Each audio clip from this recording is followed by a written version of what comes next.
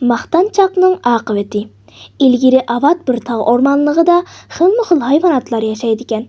Yo'lbars dadasining o'rniga podshoh bo'lgandan keyin oldiga uchraganni yeb, xohlaganni bo'g'ib o'ltirib etibdi. Hayvonotlar taraf-tarafga qochib ketib, o'rmonlikda yo'lbarsning vaziri tulkili yolg'iz qolibdi.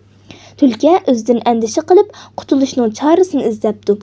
Yo'lbarsning maqtashni yoqib turadigan qo'y-paylini bilgachga, o'zlarini "Busi yo'lbars o'jam" debdi tulki qo'ygan shipanglatib.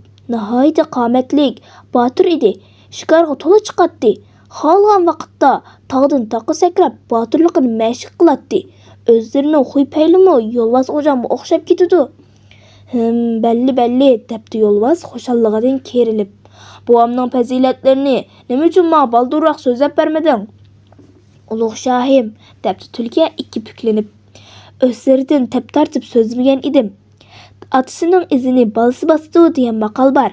Sizmi bovlarning mahoratini mashq qilib tursizlar? Maqtanchoq yo'lbars bu so'zlarni anglab, men uchun tog'dan toqqa sakrab o'tish hech gap emas, debdi-da, o'zi turgan tog'dan ikkinchi toqqa qarab sakragan ekan, tog' jilg'isi oraliqdagi to'xtam suvga tushib o'libdi.